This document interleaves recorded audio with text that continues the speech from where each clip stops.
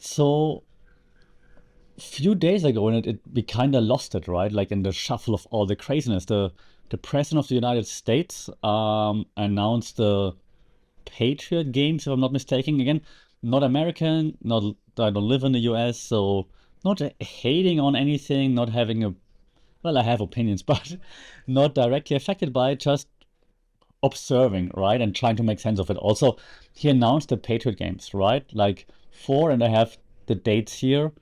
Fall 2026, if I'm not mistaken, a 4-day televised event in Washington D.C. One young man, one young woman from every state. Now, how does it sound like? And I mean, I'm not the first one to say that because the internet had field days since it, right? It was announced, I think, 2 weeks ago or so, almost. So everyone was saying, it's the Hunger Games, it's the Hunger Games, right? Like posting memes of Katniss Everdeen and so on.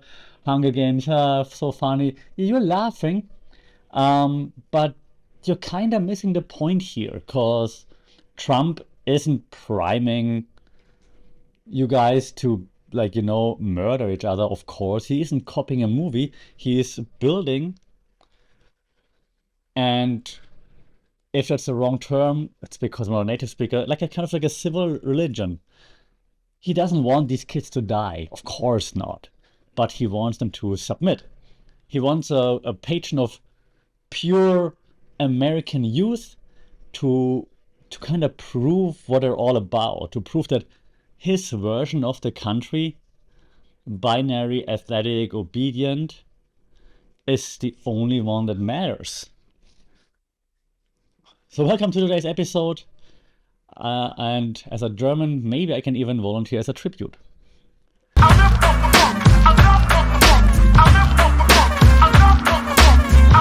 Sawadee Krap, and welcome to another episode here for the FunkDepot Mindful Media and Communication, where we look into all things. Yeah, mindfulness is hard to come by these days, right? We're trying to make sense of what's happening in the world through a media theories point of view, a lens, and maybe a communication theories lens. And during that code open right now, right? What came to my mind all the time is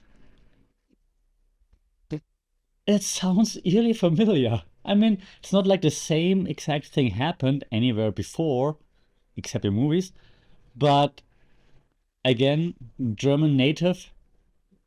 If I think back at like what we learned in history and what kind of, the documentaries and like footage we watched from back in the day when we try to prove to the world that our athletes, blonde, blue-eyed, and so on, are the best race in the world.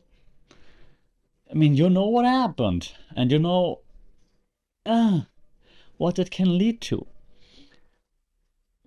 Like if I imagine a Patriot Games, I imagine like a Leni Riefenstahl a movie right now. To be honest, that's how it is in my mind. Like crazy. But I'm not here to hate. I mean, a little bit, because it's still my podcast.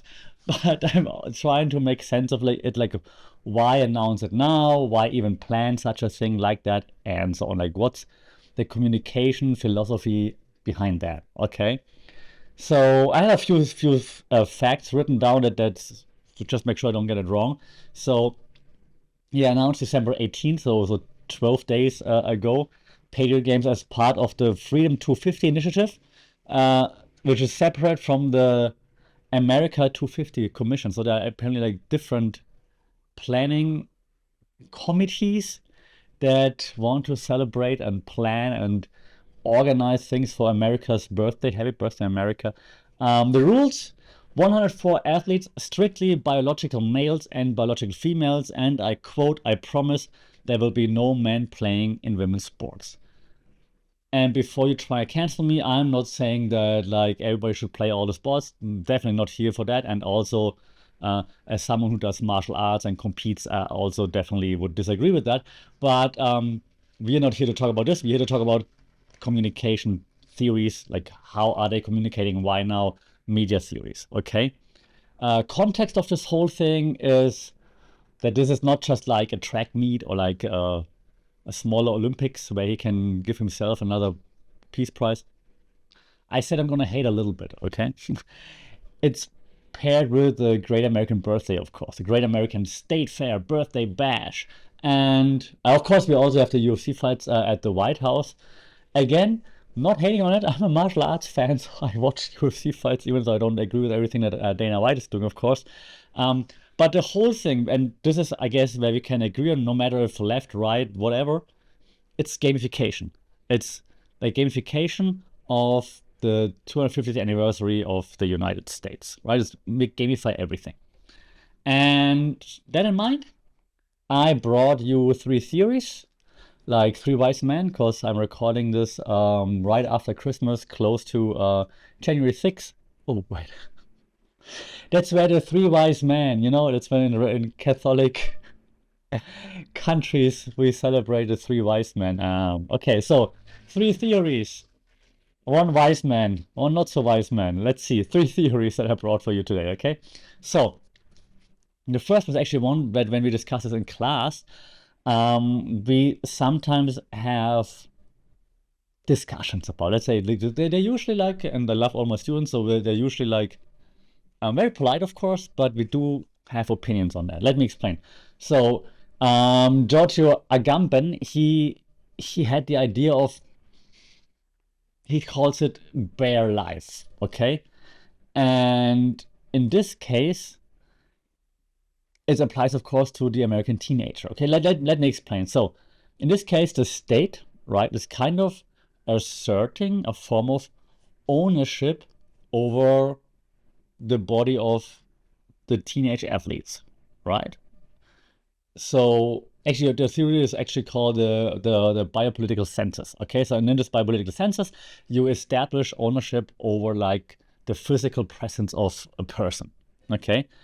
So by mandating this one boy, one girl from each state, the games are acting as this genetic census.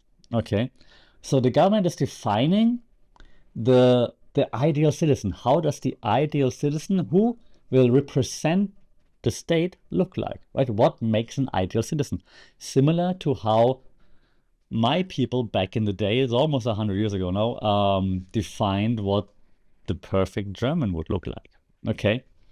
So, and it's not defined by vote. They're not asking the people like, hey, what's the perfect representation of us, of your people in your state, for example. That would be almost democratic, but no, they're defining it, right? They're defining it by what's in their mind, not by asking people to vote for it. So by the body of whoever makes the rules. So it's more or less, based on that theory, a purification ritual. Okay, so that means the winners aren't just athletes. They're like, now I'm hesitating. I kind of smiled when I took notes and when I wrote it down, but now I'm like, should I say it? But now I'm gonna say it because I was proud of it when I wrote it down. They're like the state's prime beef. I was hungry when I wrote the script for the Today Show, okay?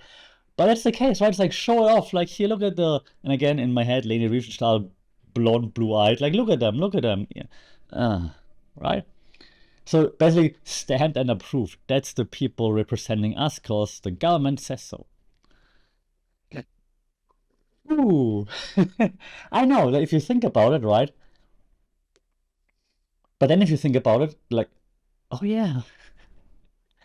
The next theory is like less controversial. So what I guess you're getting why we have usually polite but heated discussions about this theory, because of course no one would want that to be the case.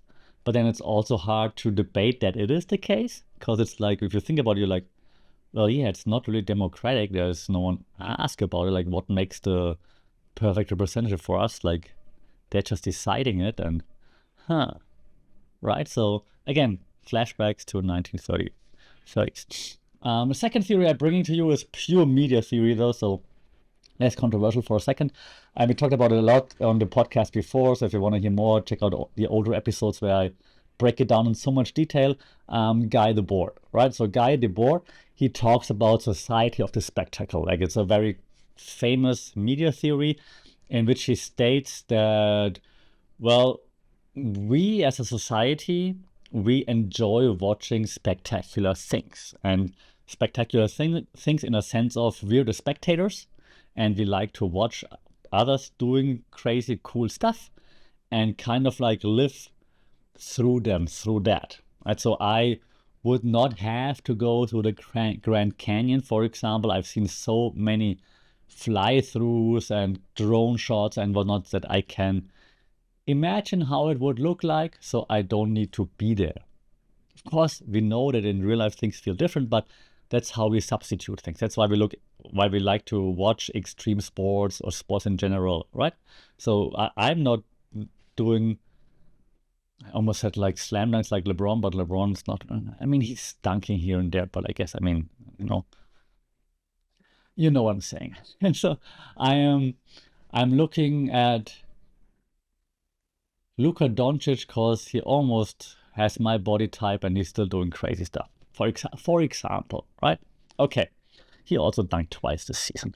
Um, so spectacle, society of the spectacle means we like to be spectators watching spectacular things because we don't do it ourselves. Okay. So question that we all have on our mind with the Patriot games, why? And so many ways. Why have them, but also why announce them now? And one of the reasons why to announce them now, 10 days ago, 12 days ago, is of course to kill the news cycle. Because what else was in the news a few days ago? An episode on that dropping soon too. Exactly. So economy shaky. Venezuela is kicking off. The list that shall not be named is in the news. So the Patriot games are like the ultimate shiny distraction. Like, look at this. We have something cool. Look over there. Venezuela, the fires. Yeah. Right? So it kind of turns politics into entertainment. And if it's entertainment, yeah, then we like to look at it. The audience is like, hey, spectacle. Wow. Yeah, so you distract from serious stuff. If you don't have to worry about the collapse of the bond market, for example, because you're busy arguing about which state sent the better representative, then the government's happy, right? You're like, hey, you're focusing on the stuff I'm making you focus on, the spectacle, not the serious stuff that's actually happening. Oh, winning. Because you're winning until you're bored of winning. Okay, third theory. Um, Another one of those that usually leads to fun discussions in class. Let's see if we have fun discussions about this as well. It's called mimetic violence. We had it once on the pod before, I think like 4 or 5 episodes ago, by Girard. And René Girard, he talks about mimetic desire. Okay, so that's the name he gave that theory. And in this case, how does it fit? Because let's be honest, I mean, I don't even have to say let's be honest, because the nation is divided, right? America is so extremely divided. Like, even people that don't live in America and that are not Americans can see how divided they are. Okay, I have 3 American friends, 3 American connections that I see regularly-ish, and even they are very divided.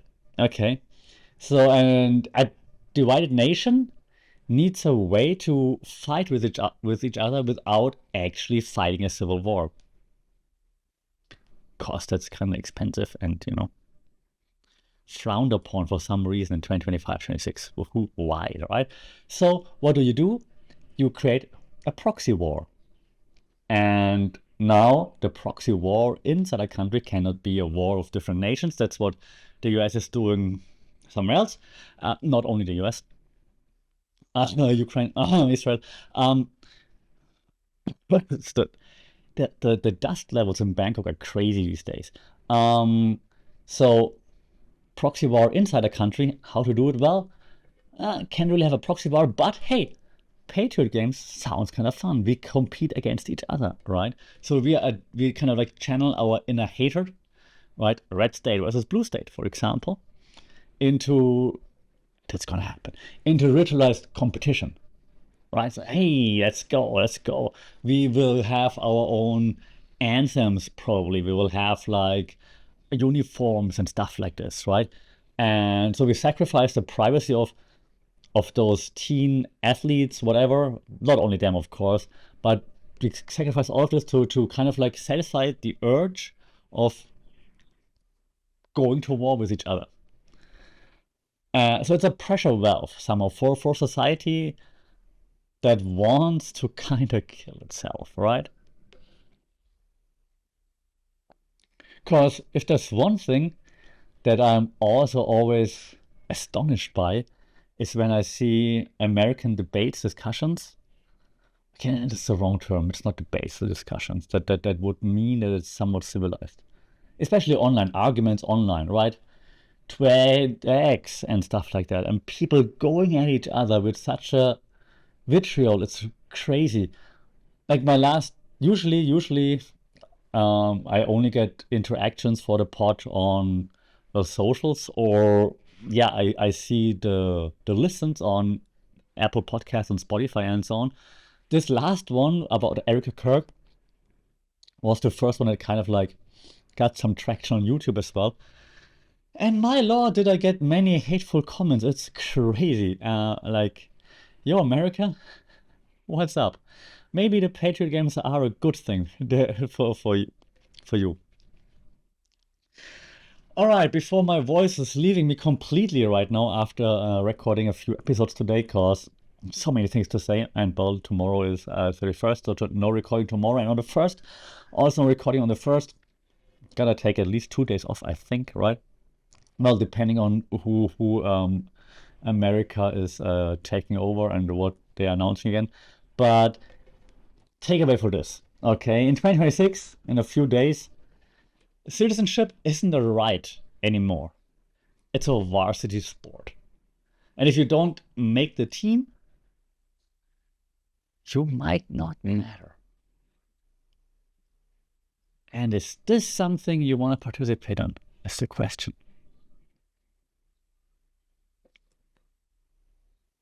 Yeah.